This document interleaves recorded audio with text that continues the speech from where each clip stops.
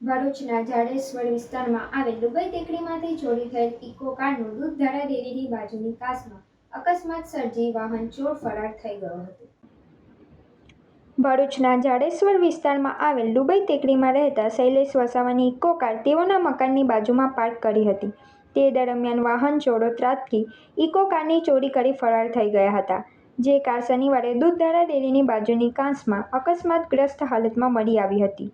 Eco car માલિક શૈલેષ વસાવાએ Bharuch C division police મથકે વાહન ચોરી અંગે અરજી આપી હતી।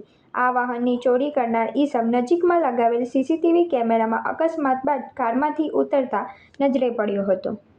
મારી ગાડી નંબર GJ16DK2531 ગઈકાલ રાત્રિના રોજ મારા ઘરેથી ચોરી થયેલ હતી, જેની જાણ મને આજ રોજ સવારે સમયે 9:45ની આસપાસ એક ઘરનો કૌટુંબિક છોકરો એ આપેલ કે તમારી ગાડી દૂધધારા ડેરી નજીક નીકમાં પડી ગયેલ છે, તમને જાણ છે ખરી?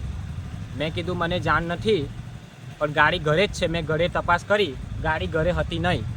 તેથી હું જલ્દી દૂધધારા ડેરી નજીક જ્યાં ગાડી નીકમાં ઉતરી ગયેલ છે ત્યાં આવેલ ને ત્યાં ચેક કરેલ ત્યારે ખબર પડી કે મારી ગાડી ગત રાત્રિના રોજ ચોરી થઈ ગયેલ છે।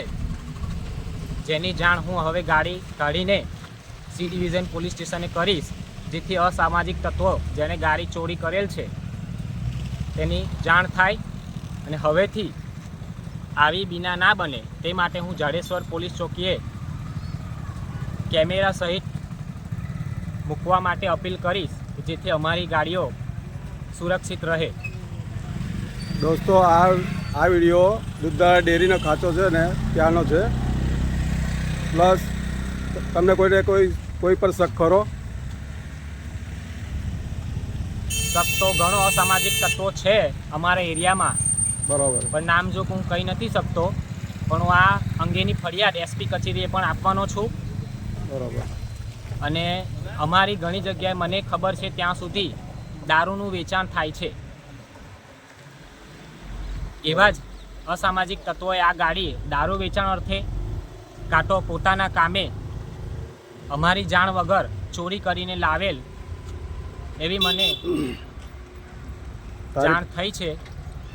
હવે આનું જે નુકસાન છે તે ભરપાઈ હવે મારે જાતે કરવી પડશે, જેથી આ અંગેની ફરિયાદ હું પોલીસ ચોકી જાડેશ્વર